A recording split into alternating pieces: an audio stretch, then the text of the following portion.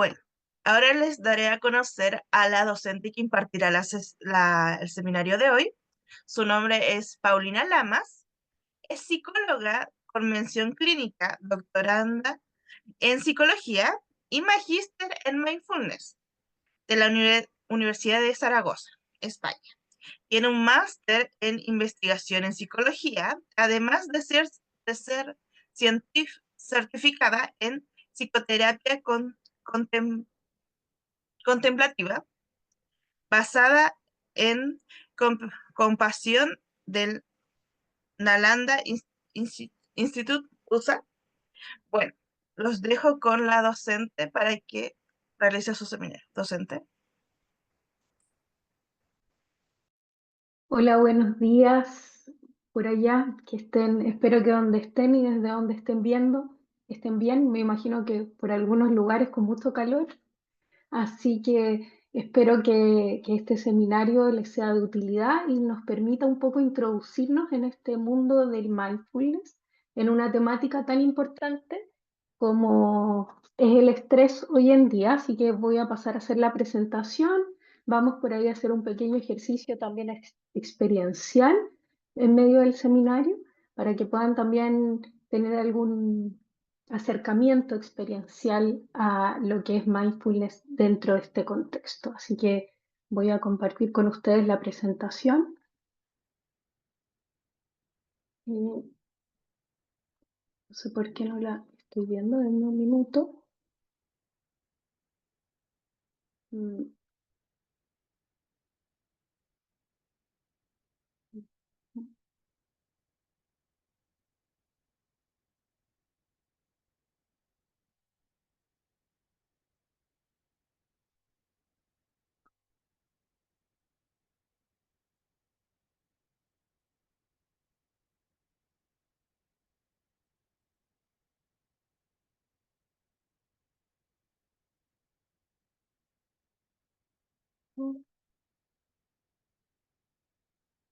Ahí sí.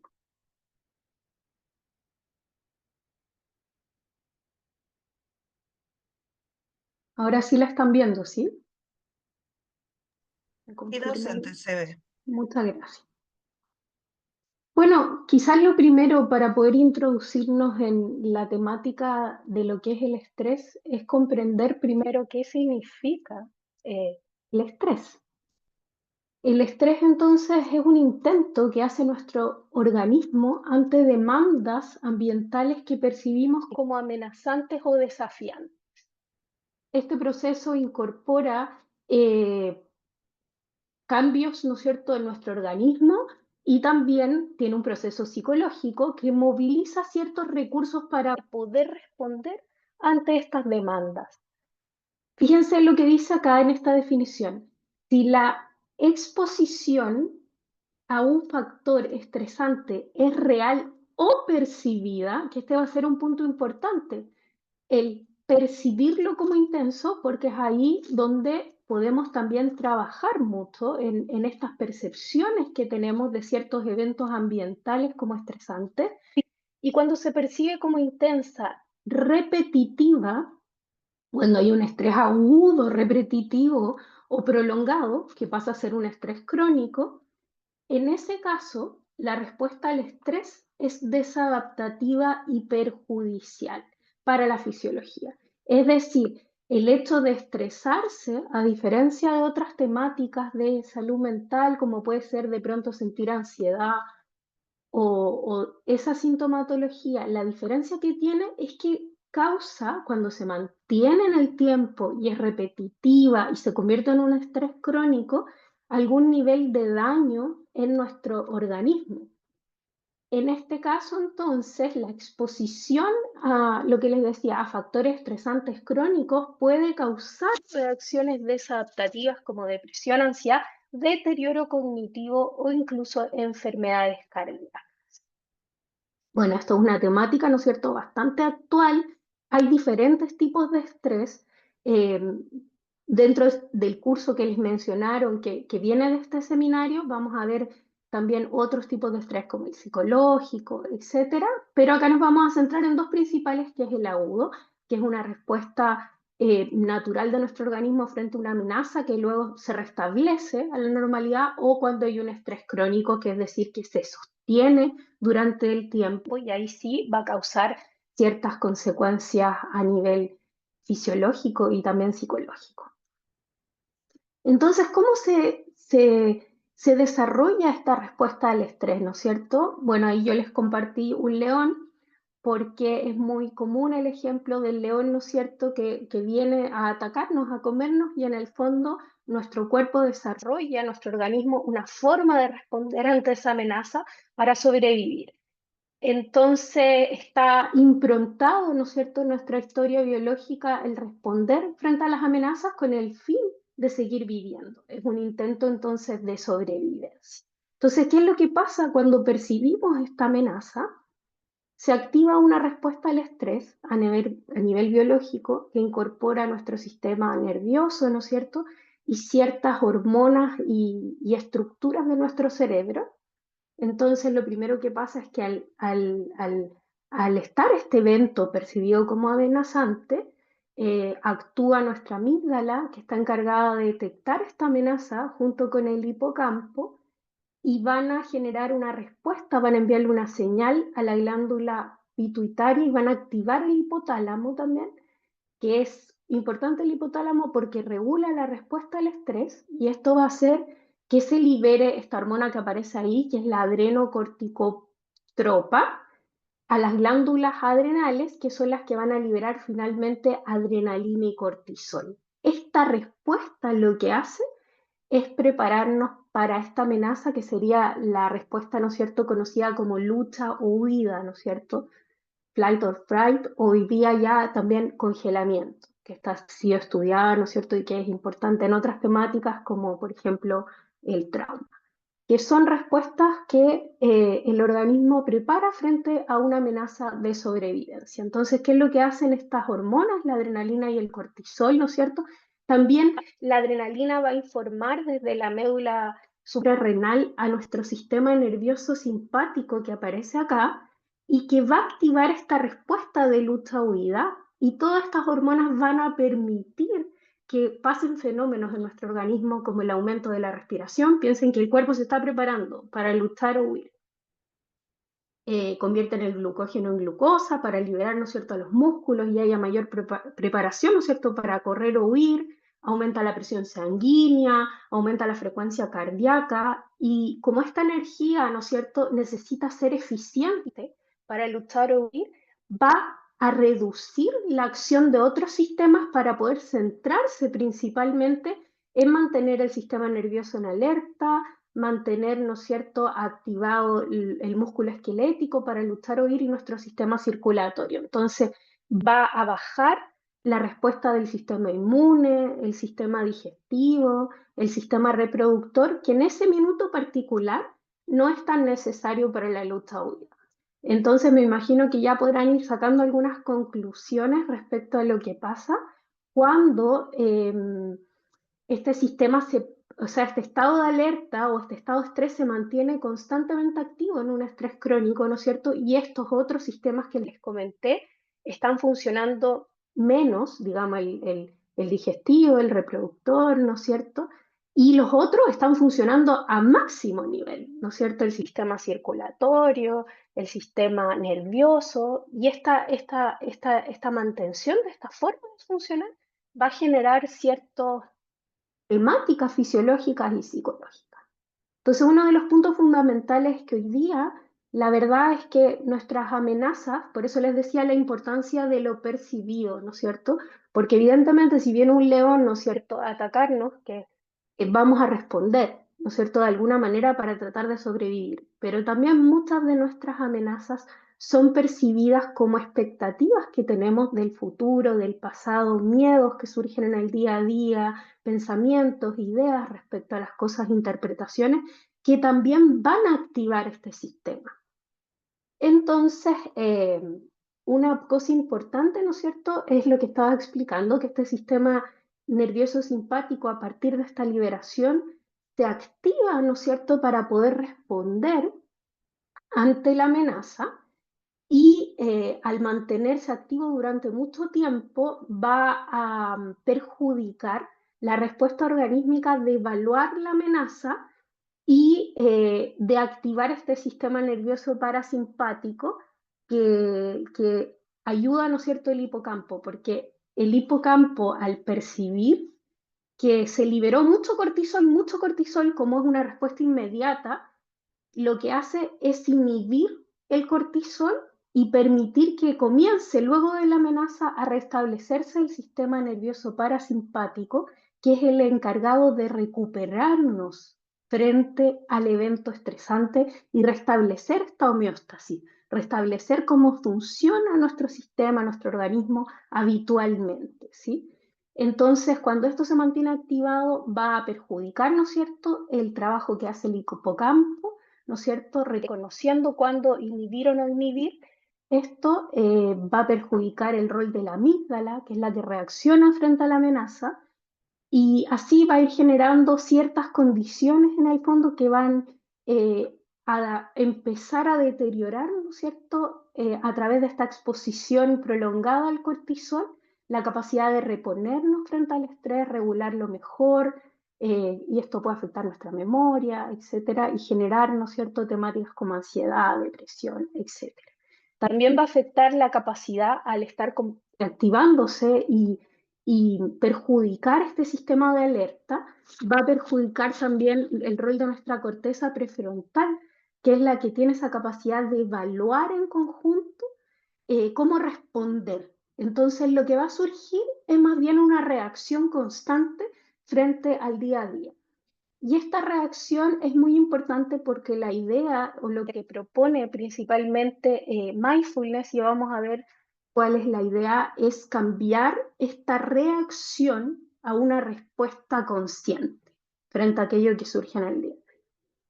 Entonces, dentro de las investigaciones que hay, una muy conocida es la de Hoysel, que también estudia los mecanismos por los que funciona mindfulness, que muestra cómo las prácticas de mindfulness reducen la hiperactividad de la amígdala que reacciona ante la amenaza, mejoran la regulación emocional de la corteza prefrontal y promueven además la neuroplasticidad en el hipocampo. Esto es muy interesante porque la neuroplasticidad es nuestra capacidad del cerebro de cambiar, ¿no es cierto?, de modelarse constantemente de formas distintas, ayudando a recuperarse ante estrés. Entonces, como les había adelantado, vamos a tener un estrés agudo, ¿no es cierto?, que muchas veces cuando cumple su objetivo fundamental, central, nos ayuda un poco a activarnos, pero cuando se sostiene en el tiempo y se convierte en crónico, empieza a ser perjudicial. Entonces, ¿cuáles son las características de un estrés agudo y un estrés crónico? Un estrés agudo es una respuesta rápida de corta duración, como lo conversamos, activa transitoriamente este eje que vimos en el dibujo, que es el eje, ¿no es cierto?, hipotálamo, hipófisis, que es esta glándula suprarrenal, y la adrenalina, y el sistema nervioso simpático, es transitoria esta activación, es temporal. Igual que la liberación de cortisol y adrenalina, entonces, frente a situaciones cortas de estrés, percibimos un aumento de energía, ¿no es cierto?, y luego nos podemos restablecer a como estábamos previo a ese evento. Mejora el rendimiento cognitivo y físico a corto plazo. Hay una resolución rápida una vez que desaparece el estímulo estresante. Y un ejemplo, por ejemplo, es cuando sentimos ansiedad o ese nervio, esa activación antes de una presentación importante. Ese es un estrés que luego, ¿no es cierto?, ya cuando estamos ahí, manejamos la situación, evaluamos nuestros recursos, nuestras habilidades gracias a la corteza prefrontal, ¿no es cierto? Volvemos, ¿no es cierto?, a nuestro estado habitual y podemos desarrollar la tarea efectivamente. Entonces, ¿qué es lo que pasa en el estrés crónico? Hay una activación prolongada de este eje HTA con elevación sostenida del cortisol. Hay una desregulación de este sistema nervioso autónomo, que es esta capacidad, ¿no es cierto?, de activación del simpático y luego restablecimiento con el sistema parasimpático. Se produce un deterioro cognitivo y emocional con afectación de la memoria y la regulación emocional. Y esto en las investigaciones está asociado con trastornos de ansiedad, depresión y enfermedades cardiovasculares. Esto de las enfermedades cardiovasculares es bien intuitivo también, cuando uno está estresado y va al médico y tiene riesgo de algún tema cardiovascular, lo primero que el médico te dice es trate de no estresarse, ¿no es cierto? Y tiene que ver con toda esta lógica que ocurre en nuestro organismo cuando el estrés se sostiene. Bueno, la verdad es que frente a este estrés crónico o mantención del estrés, hay varios ejemplos que nos pasan en el día a día, como estar, por ejemplo, en un ambiente laboral hostil o cuidar prolongadamente a un familiar que está enfermo sin saber cómo va a ir su salud, inseguridad, por ejemplo, constante, económica, conflictos familiares o de pareja persistente, donde se sostiene este ambiente de tensión y una amenaza. Entonces estamos en este modo, ¿no es cierto?, defensivo de alguna manera. Bueno, y como el estrés en realidad es una respuesta que se va, que es un instinto básicamente de sobrevivencia, es realmente automático, ¿sí? Es una reacción automática que se activa frente a la percepción de amenaza, frente a esta evaluación.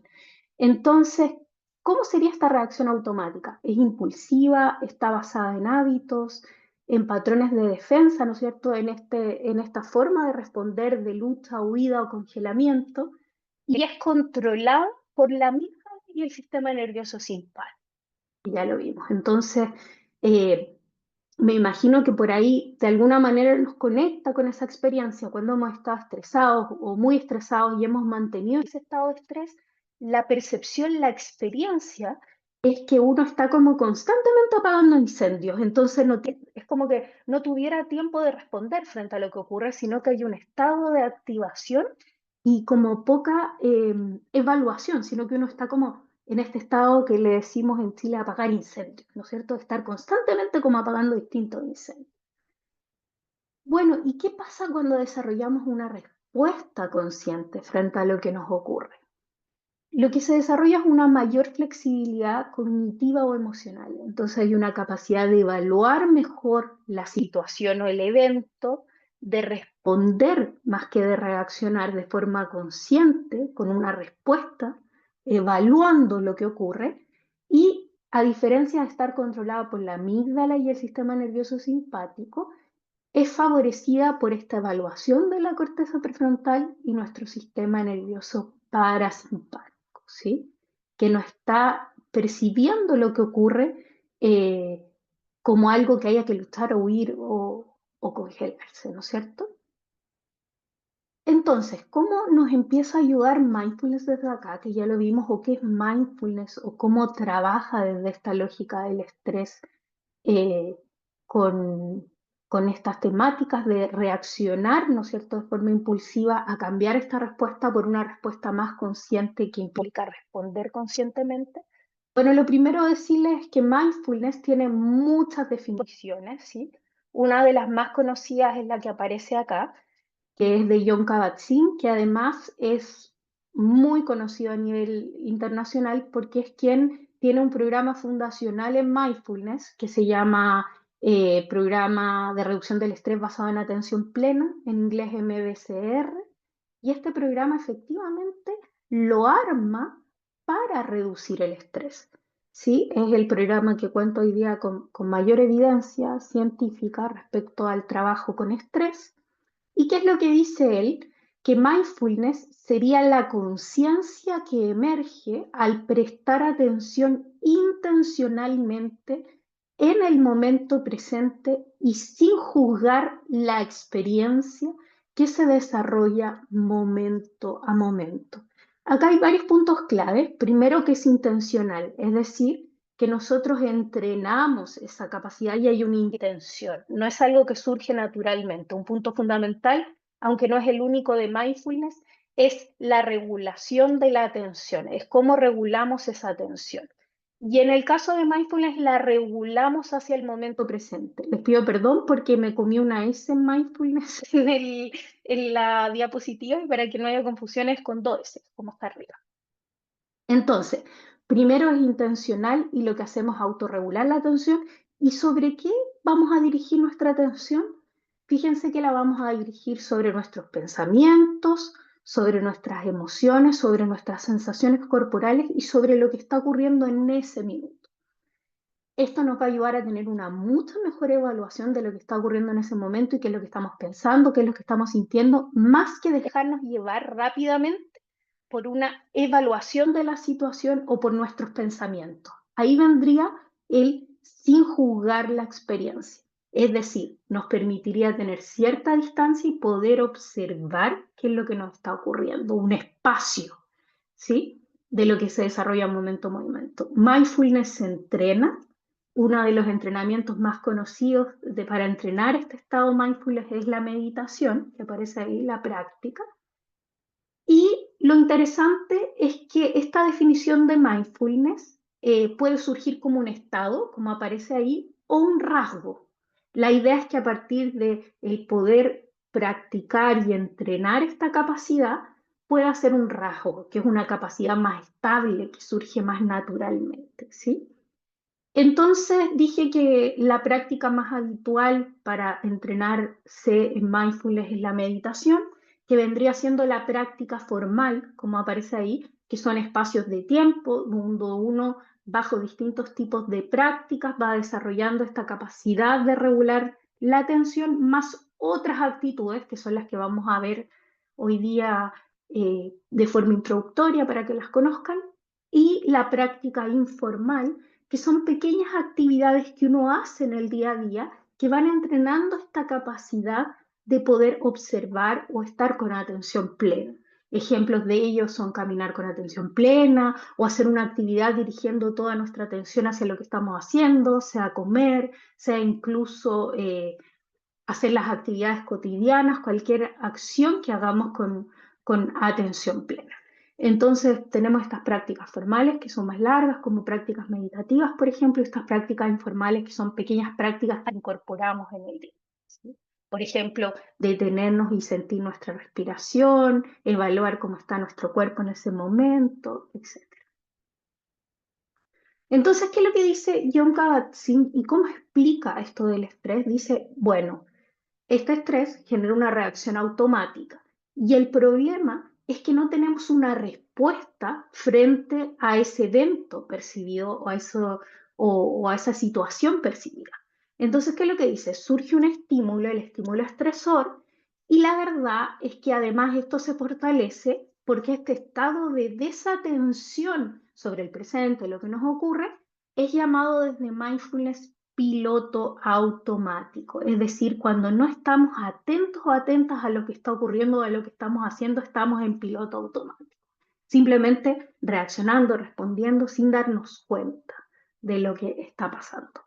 Y este piloto automático nos lleva a responder o a reaccionar, perdón, usando bien las palabras, a los pensamientos que surgen sin mediar, a querer evitar, ¿no es cierto?, la situación, porque automáticamente está percibida con algo amenazante, aunque sea a lo mejor un pensamiento, una idea, etcétera, y además a tratarnos muchas veces desde la autocrítica, que está como naturalizada este discurso, ¿no es cierto? Entonces, sin mindfulness, entonces no tendríamos cómo responder frente a estos eventos y esto derivaría en un estrés, ¿no es cierto?, mayor. Y con mindfulness, ¿qué es lo que pasa? Al tener entrenada esta capacidad de atención plena, lo que surgiría es que mientras se va desarrollando este evento, nosotros tenemos una conciencia o atención sobre el momento presente. Esta conciencia o atención o monitoreo nos va a permitir reconocer qué nos está ocurriendo frente a lo que está pasando, evaluar mejor la situación y abrirnos a esa experiencia, no dejándonos llevar inmediatamente por este patrón o reacción automática. Entonces nos permitiría autorregular mejor nuestra atención, reconocer qué es lo que está pasando en las sensaciones corporales, reconocer si hay una emoción y poder regularla y poder acercarnos a esa experiencia con mayor aceptación, no dejándonos llevar inmediatamente por nuestros juicios y construyendo una respuesta que sea acorde al contexto. Esto lo vamos a ver ahora, yo se los voy a graficar en un video que a mí me parece muy bueno. Yo lo he puesto en otros seminarios, pero realmente me parece muy bueno para explicar cómo es que reaccionamos frente a lo que ocurre en el día a día y cómo mindfulness nos ayuda. Así que no sé si está compartido el audio, así que voy a descompartir pantalla y me voy a asegurar que el audio esté compartido para que lo puedan escuchar. Eh,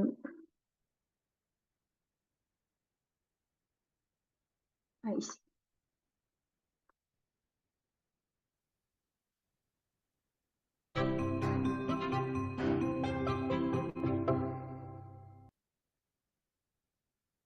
You may have heard this word mindfulness. It's become something of a buzz phrase of late. I'm going to give you one simple, serviceable definition, which is this.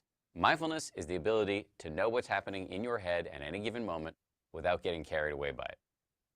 Imagine how useful this could be. Just as an example, you're driving down the road and somebody cuts you off in traffic. How do you normally react? I think most of us, we normally react by having a thought, which is, I'm pissed. And then what happens next? You immediately, habitually, reflexively inhabit that thought. You actually become pissed. There's no buffer between the stimulus and your reaction. With just a little bit of mindfulness, in that same situation, you might notice my chest is buzzing, my ears are turning red, I'm having a starburst of self-righteous thoughts, I'm getting angry. But you don't necessarily have to act on it and chase that person down the road, screaming at them with your kids in the back of the car thinking you've gone nuts. Now, you might be thinking, don't I need to get angry sometimes? Aren't I justified? I would say yes, but probably not as much as you think. The proposition here is not that you should be rendered by mindfulness into some lifeless, non-judgmental blob.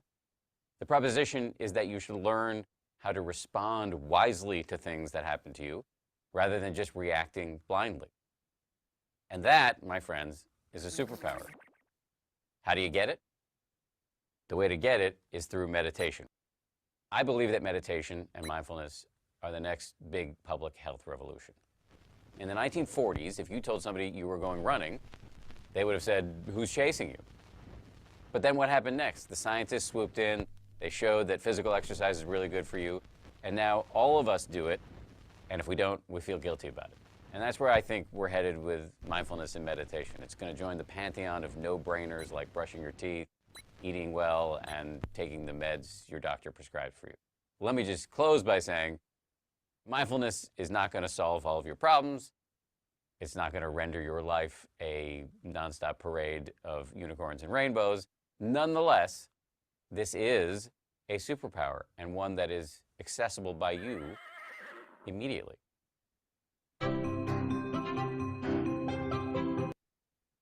Bueno, una de las cosas que me parece muy interesante de este video, ahí también si quieren pueden comentar, es que realmente son cosas que nos ocurren cotidianamente y que muchas veces, ¿no es cierto?, cuando estamos en este estado de estrés frente a las demandas diarias, no evaluamos bien y simplemente, ¿no es cierto?, reaccionamos y a veces, como sale ahí, no evaluamos bien esa situación, entonces muchas veces además de todo el daño que produce el estrés a nivel psicológico y físico, después cuando llegamos a un estado de calma, es decir, cuando se restablece mejor nuestro sistema de calma, nos damos cuenta que tal vez podríamos haber actuado de otra manera o haber respondido de otra manera a este contexto, haber tenido otra respuesta.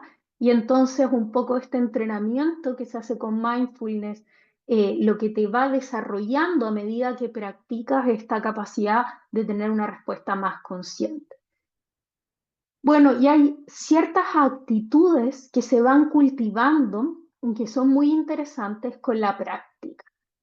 Entonces yo les voy a compartir un poco de estas actitudes. Todo esto, ¿no es cierto?, es parte también inicial de lo que es mindfulness y se va desarrollando a partir de programas o de entrenamientos en mindfulness, pero aspectos clave o actitudes claves de mindfulness son, por ejemplo, el no juicio, que se mencionó dentro de la definición. ¿Y qué significa no juicio? Porque la verdad es que nos parece muy difícil imaginarnos no haciendo un juicio de algo. De hecho, lo natural es que surja algo y rápidamente hagamos una evaluación de si me gusta, no me gusta, si me parece amenazante, si me quiero acercar o es más bien neutral. El no juzgar lo que implica es no dejarse llevar inmediatamente por esa etiqueta de lo que sucede. Por ejemplo, en el video, ¿no es cierto?, vimos que este monito le pasaba esto en el auto y rápidamente decía estoy encabronado y lo llevaba a una reacción, ¿no es cierto? Por ejemplo, salir corriendo, pelear, enojarse antes de evaluar qué implicaba esa respuesta. Entonces, lo que te invita el no juicio es a no dejarte llevar rápidamente o reaccionar mecánicamente a esa etiqueta que hemos puesto de la experiencia, es decir, aquellos pensamientos que surgen y que rápidamente los vemos como si fueran la realidad y nos dejamos ir con ellos, ¿sí? La paciencia significa ser capaces de respetar los procesos naturales de los acontecimientos y de los eventos internos y no pretender precipitarlos ni forzarlos. Consiste en estar abierto a cada momento sabiendo que las cosas se descubren cuando les toca. Es decir, muchas veces tenemos incluso una emoción, ¿no es cierto? Una situación particular y tratar de apurar esos eventos internos o luchar contra ellos o querer forzarlos aumenta más nuestro estado de malestar. Entonces el entrenamiento también va desarrollando esta paciencia, que es poder aceptar de cierta manera ciertos eventos internos, nuestras emociones, acogerlas, tener una respuesta. Y también lo que va pasando en la vida, tener como mayor paciencia a las situaciones que van surgiendo. Hay un ejemplo que a mí me gusta mucho y me retrotrae a mi niñez, que es cuando en el jardín infantil a uno le hacían, o en el colegio, le hacían plantar un frijol, un poroto en algodón. Siempre me acuerdo de esto con la paciencia. Entonces yo me acuerdo que cuando pequeña tenía tantas ganas de que surgiera esa planta que ya no hallaba qué hacer, iba a mirarla cada 5 minutos y me faltaba, no sé, quería desesperadamente que creciera y en el fondo germinara. Y la verdad es que por mucho que yo lo hiciera, la planta tenía su propio proceso o ese frijol tenía su propio proceso de germinar. Entonces, un poco ese respeto por nuestras propias emociones, procesos y lo que va surgiendo, desarrollar esa paciencia. La mente de principiante, que es un punto fundamental y que cultivar esta actitud es lo que también va a desarrollar más flexibilidad al momento de responder y no va a automatizar ciertos patrones, porque ciertas cosas que hacemos, ciertos hábitos que tenemos, ciertas maneras de pensar, de ver el mundo, patrones cognitivos, surgen de, ¿no es cierto?, que los realizamos repetidamente y están como automatizados. Y muchos de ellos son un conjunto de juicios o creencias que tenemos. Entonces, cuando cultivamos la mente de principiante, lo que estamos haciendo es cultivar el estar libre de expectativas basadas en experiencias previas. Es decir, no inmediatamente juzgar una situación en base a algo que me ocurrió, sino ser conscientes de que nuestros pensamientos o creencias sobre lo que ya sabemos a veces nos impiden ver las cosas como están surgiendo o siendo. Entonces nos ayuda a estar más abiertos a cada nueva experiencia, digamos, sin inmediatamente echar a andar, ¿no es cierto?, esta evaluación o expectativa que tenemos respecto a las cosas. Cultivamos esta mente de principio. La confianza tiene que ver con entregarse también a confiar de alguna manera en nuestro propio ser, en nosotros mismos, en nuestros recursos, en nuestras habilidades, en lo que va surgiendo, ¿sí? Y esto aparece acá como una actitud y en realidad es algo súper importante de desarrollar, porque muchas veces los estados de estrés, de ansiedad, involucran también una visión negativa acerca de nosotros mismos, de los procesos, a no confiar, ¿no es cierto?, en nuestras propias habilidades o recursos que están también en nuestra mente y que se pueden desarrollar. Entonces, uno de los puntos fundamentales también de la tercera generación de terapias, dentro de los cuales está mindfulness, es no medir aquello que nos surge en la vida solo por el malestar, sino también por el desarrollo del bienestar, porque muchas veces, y los recursos que tenemos y nuestros valores, porque muchas veces desde esta perspectiva entendemos que ciertos sufrimientos o dolores o circunstancias que surgen en la vida van a ocurrir. Entonces, esperar, por ejemplo, no tener ansiedad o no tener una emoción negativa, la verdad es que es muy difícil, pero lo que sí podemos es cultivar, ¿no es cierto?, nuestros propios recursos, nuestras propias respuestas y nuestro también, nuestras habilidades para poder responder desde otro lugar a las situaciones que nos surgen. Otro punto importante es no esforzarse. Y acá el esforzarse no tiene que ver muchas veces, sobre todo en el contexto de mindfulness, que implica un cultivo constante de esta capacidad. Es decir, sí que hay que hacer ciertos esfuerzos que tienen que ver con cultivar esta actitud, generar ciertos hábitos, desarrollar esta capacidad, entrenarla. El no esforzarse tiene que ver a no forzar un resultado. ¿Sí? Muchas veces en ese forzar un resultado, realmente lo que estamos haciendo es luchar con esa experiencia que va surgiendo, más que practicar regularmente y observar lo que va surgiendo y esperar que el resultado surja por sí mismo. Eso implica no esforzar, que tiene que ver con no forzar algo, ¿sí? Más que estar en ese momento viendo cómo surge. Y aceptación, que es un punto muy importante en todo lo que es, ¿no es cierto?, mindfulness y todas las terapias de tercera generación, y quizás un punto fundamental, que es que nos invita a ver las cosas como son en el presente, ¿sí? Supone, por ejemplo, aceptarnos como somos antes de pretender cambiar, poder acercarnos a una situación y evaluarla correctamente. Muchas veces, por supuesto, y uno de los ejercicios que se hace dentro de lo que es mindfulness y la atención plena, por ejemplo, es cuando tenemos cosas que resolver y las podemos cambiar, no hay ningún problema, lo hacemos y las cambiamos, pero hay ciertas cosas que no podemos cambiar fácilmente. Entonces, la aceptación desarrolla una respuesta que nos permite abrir posibilidades y abrir respuestas y acoger eso que está surgiendo.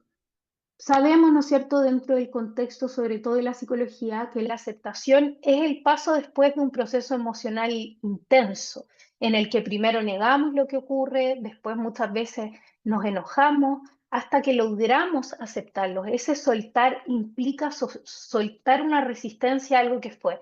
Un ejemplo muy interesante de esto es una relación amorosa, ¿no es cierto? Muchas veces las relaciones se terminan y a veces nos toca ser los pateados en buen chileno, ¿no es cierto? Nos dejaron, ya no nos quieren, y eso implica muchas veces dolor, el dolor de la separación.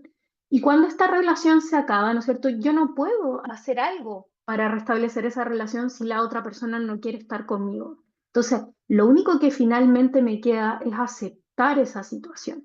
Por tanto, pasamos por un proceso donde primero a veces nos negamos, ¿no es cierto?, a la situación, no aceptamos que esto está ocurriendo, después nos enojamos con la persona o con la situación, luego nos viene la melancolía o tristeza, hasta que finalmente surge, que se conoce, ¿no es cierto?, como insight, un darse cuenta, donde este tema ya no me tiene atado, se produce una liberación, un dar cuenta que suelto esto, pero la verdad es que no estoy soltando a la otra persona o a la relación, porque esto ya se terminó hace un tiempo. Lo que estoy soltando es mi resistencia a aceptar eso que ocurrió o que está ocurriendo.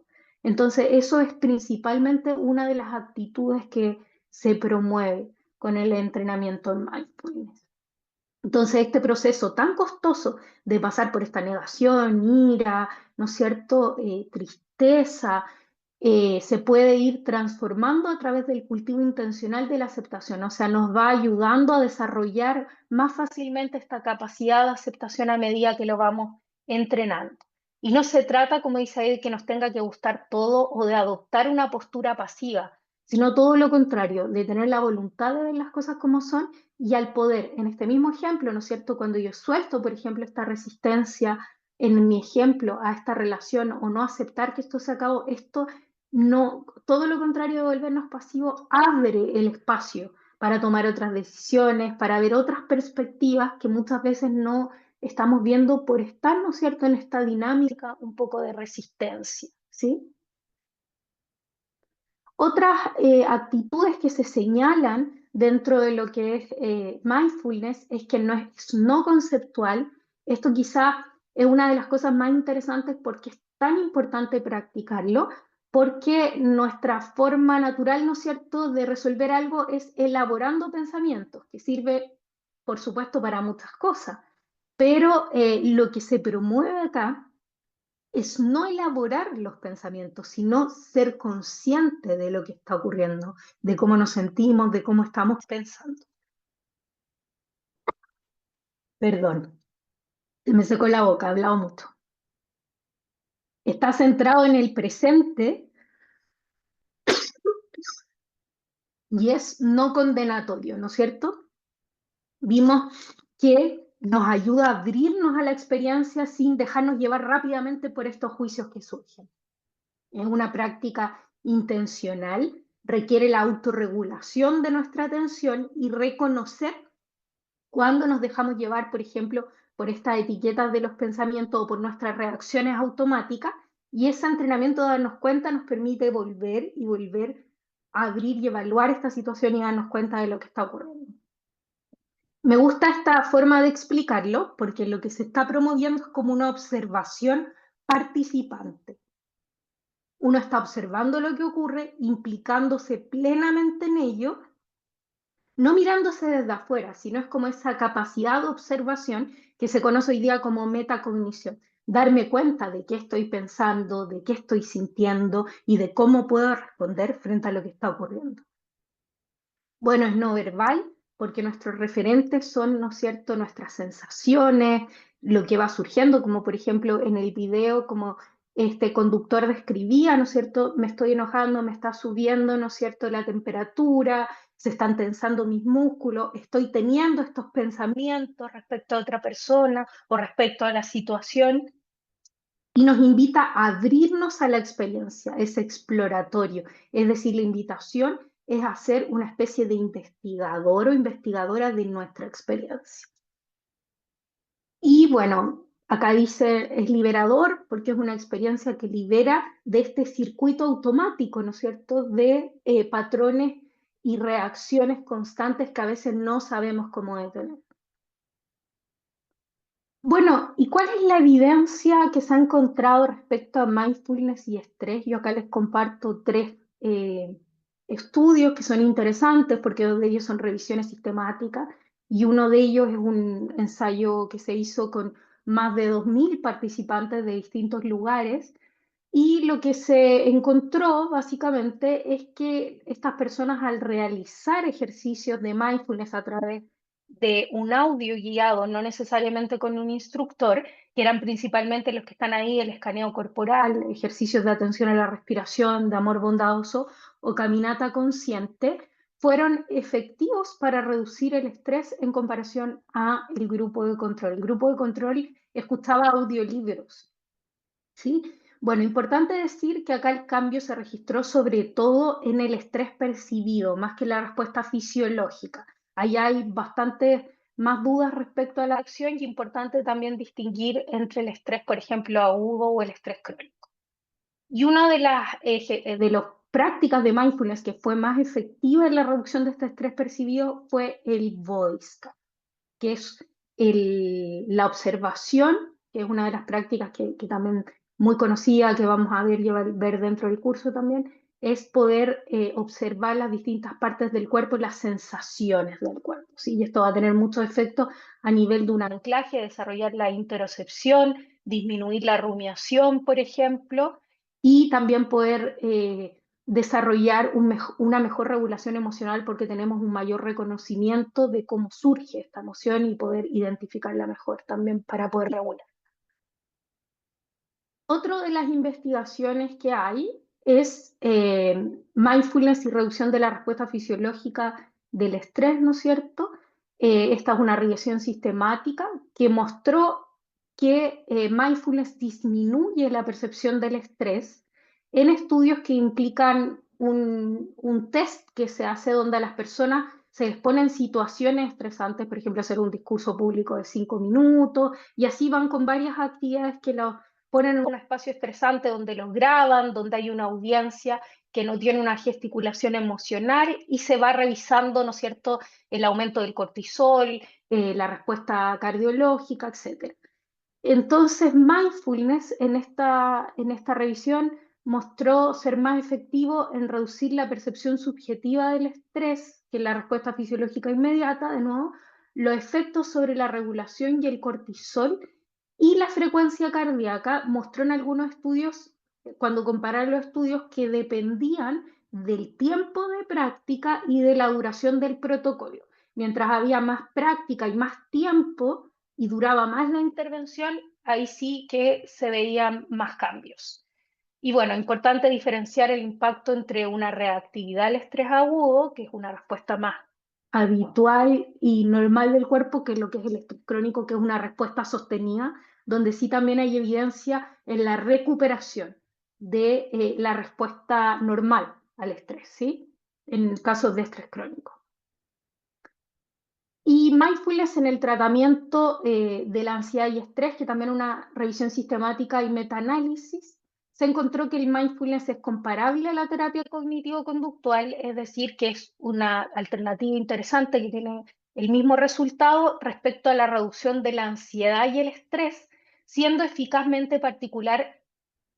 particularmente eficaz en la reducción del malestar emocional. Uno de los puntos que mediaba esta respuesta que fue interesante fue la regulación emocional.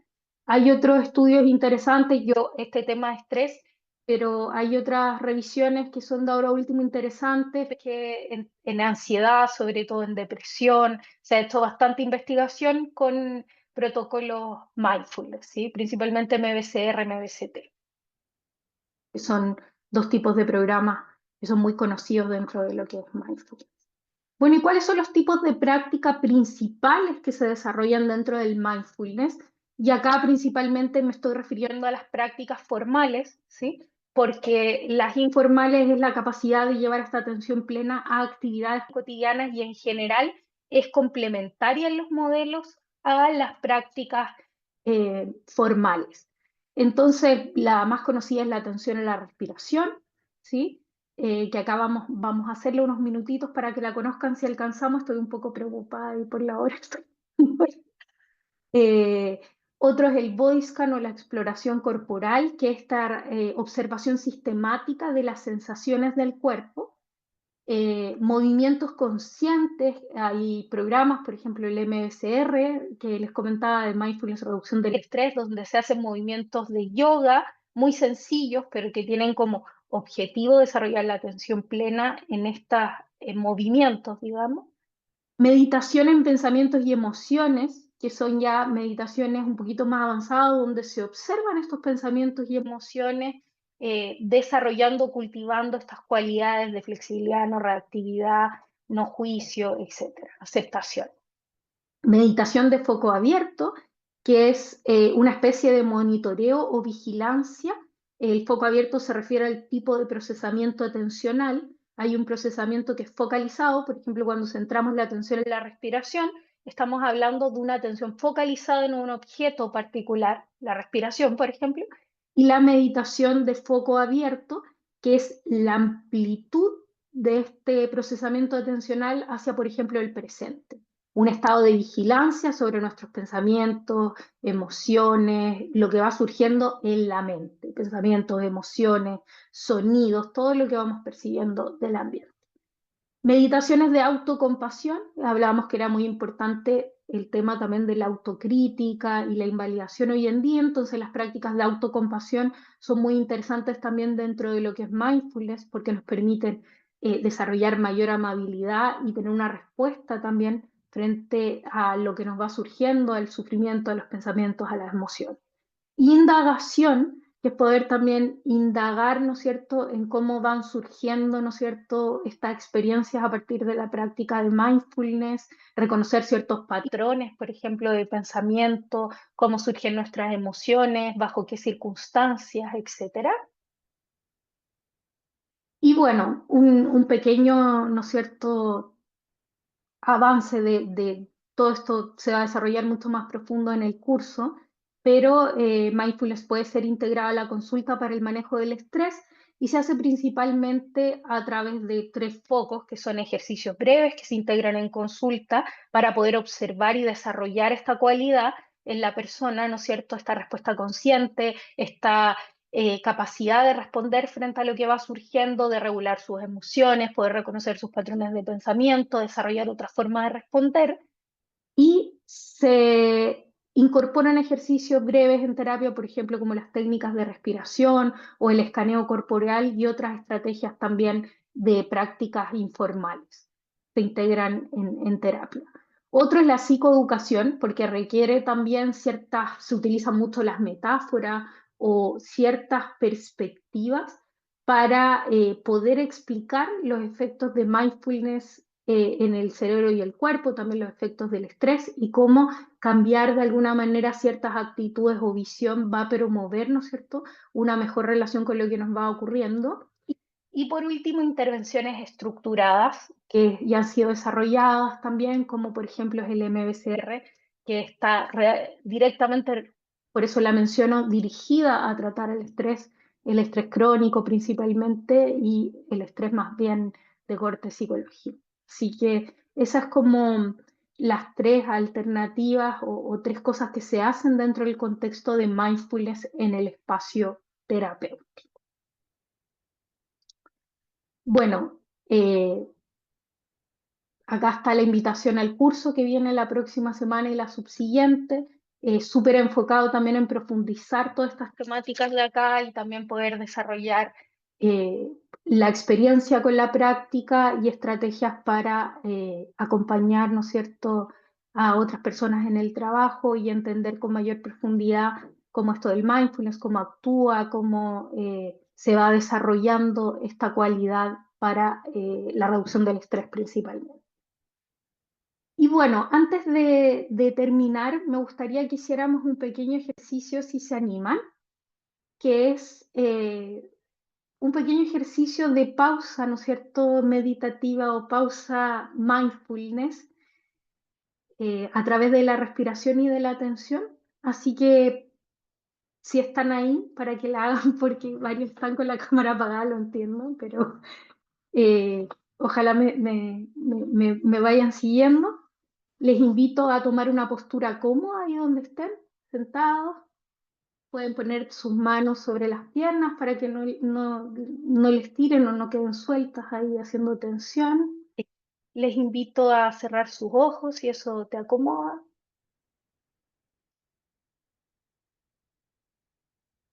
Y lo primero que te invito es a reconocer esta capacidad de observar en ti, como esta actitud de investigador de tu experiencia, investigadora de tu experiencia. Y lo vamos a hacer con una herramienta muy interesante que tenemos, que es nuestra capacidad de atención. La invitación entonces a que observes cómo estás. Primero, si estás teniendo pensamientos. ¿Qué pensamientos estás teniendo?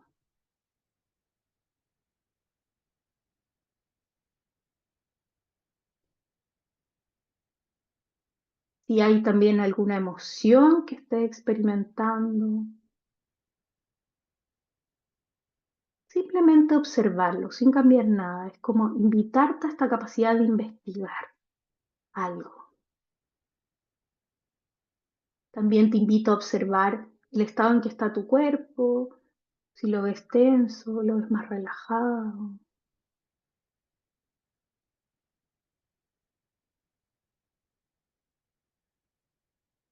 Y ahora la invitación es a que comiences a focalizar esta atención en la sensación de tu respiración. La invitación es a que acompañes tu respiración sin forzar nada, ni su duración ni su intensidad, dejando que tu respiración surja tal cual y como es.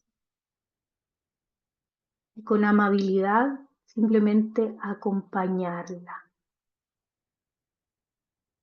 Permítete estar en tu respiración y notar cómo el aire entra y sale de tus pulmones.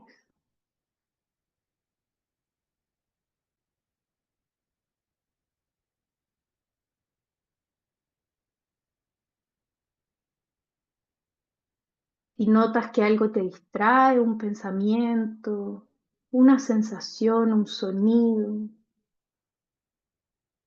desengancha de él con amabilidad, reconociendo esta distracción y volviendo a tu respiración con amabilidad. permitiéndote volver todas las veces que sea necesario y acompañarla.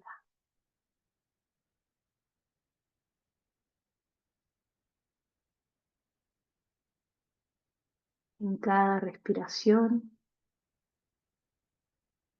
puedes estar más atenta, atento y presente, reconociendo esta capacidad de acompañar tu respiración.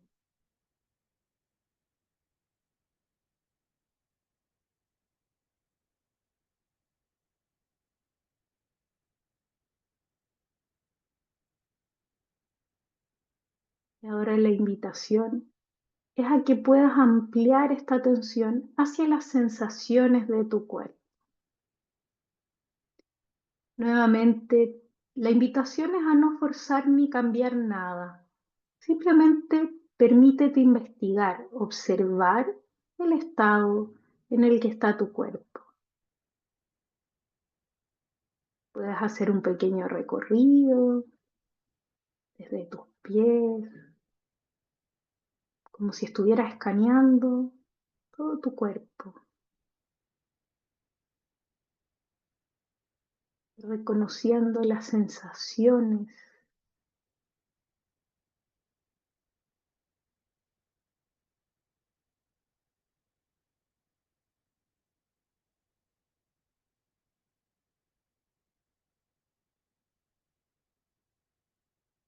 Desde ahí, la invitación es a que puedas ampliar esta atención hacia el momento presente.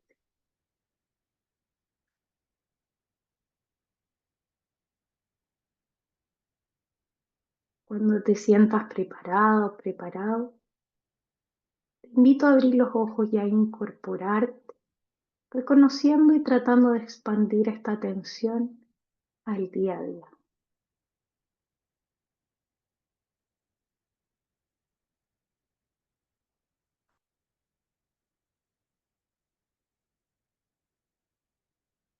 Bueno, queridas y queridos, ese ha sido mi seminario. Eso es un poquito hay un pequeño ejercicio de cómo se va entrenando esta capacidad y espero que les haya ayudado, que hayan podido encontrar lo que querían conocer de alguna manera. Y les dejo súper invitadas al curso si se animan a compartir la próxima semana y la subsiguiente. Eso. No sé, Ruth, si estás por ahí, porque entiendo que ahora hay un espacio para preguntas, ¿no? Sí, docente. Personas que quieran realizar una pregunta pueden levantar la mano o escribirla por el chat. Genial. Si alguien tiene entonces alguna pregunta, quiere hacer una pregunta, abro el espacio para responderla. Priscila levantó la mano, te voy a dar el pase para que ahora activas tu audio. Gracias. Bueno, hola, muchas gracias. La verdad es que fue re claro.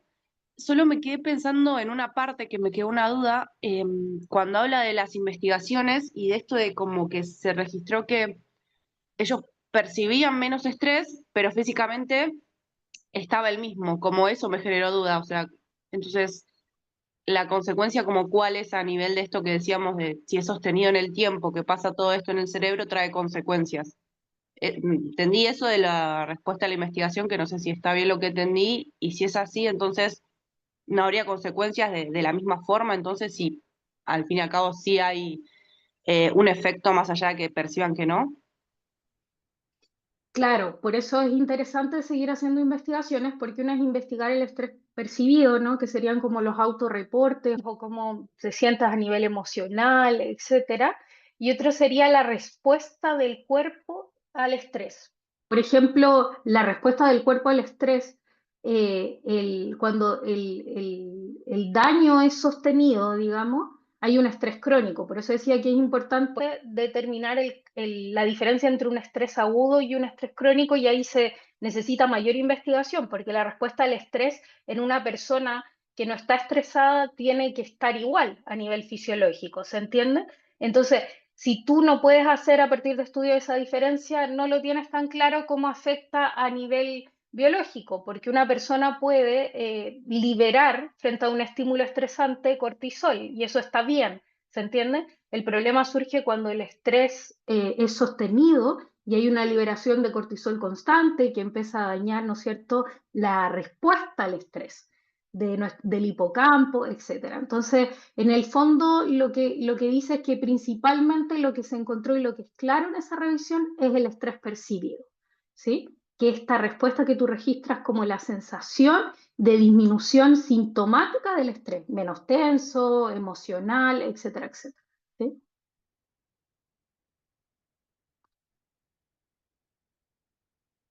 Gracias, Priscila, por la pregunta. Estoy contigo. Está bien, ahí entendí un poco más. Sería como, gracias a eso, por ahí no termina siendo sostenido. Es como lo esperado, pero ayuda a que no sea algo sostenido y que quede en algo crónico. Genial. Sí, exacto. Por eso es interesante también revisar otras investigaciones que por ahí no alcanzo a compartir por el tiempo, además cómo funciona en regulación emocional o en ansiedad o en neuroplasticidad o en recuperación, ¿no es cierto?, del rol, por ejemplo, del hipocampo, o cómo, por ejemplo, investigaciones muy interesantes que hay en mindfulness es cómo reduce la acción de la amígdala. ¿Sí? Disminuye esta reactividad, por ejemplo, y eso te daría más pistas, ¿no es cierto?, de que frente a una situación de estrés eventualmente va a haber una respuesta más consciente, por ejemplo, con mayor activación de la corteza prefrontal que de la amígdala. ¿Sí? Sí, gracias. Gracias a ti, Priscila. No sé quién estaba después. Está Mariela, pero también hay preguntas en el chat. Entonces, para que sea un poco bien, voy a hacerle una pregunta que hicieron. Tania López preguntó cómo funciona la atención plena en la niñez, sobre todo en neurodivergentes, en niños y niñas con TDAH. Y gracias por la pregunta. La verdad es que yo no me atrevo mucho a exponer ahí porque no es mi expertise los niños, yo trabajo más bien con adultos, pero lo que sí sé es que hay protocolos específicos para trabajar con niños, con mindfulness, ¿sí? Y también se ha demostrado cierta efectividad al trabajar con neurodivergencias, por ejemplo, el TDAH o otras temáticas, incluso del espectro autista, hay protocolos que se utilizan para trabajar con niños, ¿sí? Si quieren ahí más información de eso, me pueden pedir porque sí que libros conozco que puedan servir o investigaciones, pero no es mi área específica, entonces prefiero no aventurarme en responder algo ahí que pueda ser erróneo. ¿Sí? Bueno, Y ya que por están ahí pidiendo leí, hartos libros. sí, eso mismo, por ahí leí el tema de los libros, entonces hay bastantes libros, depende un poco de lo que quieran leer. Hay libros, hay mucho que ha crecido en torno al mindfulness, entonces depende un poco del área desde donde estén buscando. Libros, por ejemplo, en lo que respecta al estrés, todos los libros de Jon Kabat-Zinn, Vivir con plenitud, La crisis, muy conocido en lo que respecta a mindfulness. Hay un libro que se hizo muy famoso, que si bien es de, no sé si por ahí conocen a Thich Nhat Hanh, porque deben conocer algunos que el mindfulness parte, aunque es secular, aunque se trabaja en medicina, en psicología, en ciencia, es una práctica que parte de las tradiciones contemplativas, ¿no es cierto? Entonces, el nombre de esto surge porque un monje vietnamí que se llama Thich Nhat Hanh pone el nombre en atención plena, mindfulness, en nuestro contexto y hace clases en la Universidad de Francia, entonces desarrolla un libro que se llama El milagro de mindfulness, que se convierte en un bestseller y ahí parte el desarrollo. También es un libro interesante, El milagro de mindfulness. Otro libro muy bueno para entender esta relación, ¿no es cierto?, entre meditación y investigación es el libro Rasgos Alterados de Richard Davidson y Daniel Goleman, que cuenta toda la historia y cómo se van desarrollando estas investigaciones en meditación. Eso principalmente. A mí en lo que respecta a España y la explicación de mindfulness, me gustan mucho los libros de Javier García Campayo, que es un psiquiatra, doctor español, que tiene muchos libros junto a otros autores del desarrollo de lo que es mindfulness y están en español. Eso respecto a los libros. No sé si hay alguna otra pregunta. Sí, Mariela también tiene levanta la mano. Mariela. Te escucho.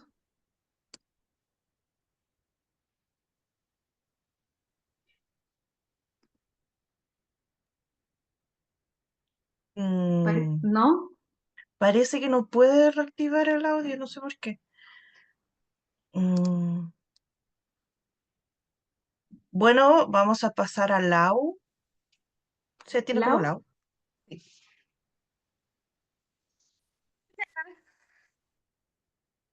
¿Se escucha? Sí. Ya, hola, gracias por la presentación. Quería hacer una consulta.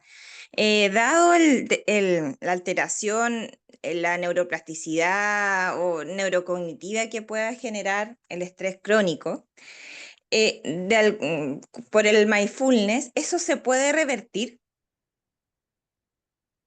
Sí, pero ojo que ahí hay cierto, eso es lo que se ha demostrado, que se recupera la capacidad de respuesta frente al estrés en un estrés crónico, ¿sí? En ese punto estoy hablando. Así que eso efectivamente sí se puede revertir. Ahora, hay otros tipos de estrés que necesitan otras formas de trabajar y que me gustaría aclarar porque no es lo que vamos a ver en el curso. Por ejemplo, hoy día, ¿no es cierto?, está muy en boga y es muy importante el tema de trauma, ¿no es cierto? Y ahí hay un trastorno por estrés postraumático, hay otros tipos de estrés que implican un trabajo distinto, que incluso si se trabaja con mindfulness, pero de otra manera. Entonces, Lau, si tu pregunta es respuesta al estrés crónico y a esta sostenibilidad en el fondo del estrés, cuando pasa de ser agudo a llegar a espacios de estrés más crónicos, sí, por supuesto, cuando ya hay un, que lo vamos a ver en el curso, no sé si han escuchado del síndrome general de adaptación, ¿no es cierto? Que está la fase de alarma, ¿no es cierto? Después de resistencia, donde ya estamos frente a un estrés crónico, y después está la fase de agotamiento. Generalmente en la fase de agotamiento y cuando uno se acerca, por ejemplo, al burnout, ¿no es cierto? Esta sensación de estar fundido después por estrés, muchas veces eso implica lo que aparece acá, deterioro cognitivo o temas de depresión o otros tipos de problemáticas a nivel mental que van surgiendo, que ya tienen que ser tratadas y abordadas desde ese lugar, no como estrés. ¿Sí? Entonces, si tu respuesta apunta al estrés crónico, sí, sí es recuperable y eso es el trabajo que hace mindfulness sobre el estrés. Se implica ya temáticas como trauma, depresión, trastorno de ansiedad generalizada, si bien estos protocolos, incluso el MBSR, ha resultado ser muy efectivo en ansiedad, requieren ya un trabajo distinto. ¿Sí? ¿Se entiende, Lau? ¿Te ayudó mi respuesta?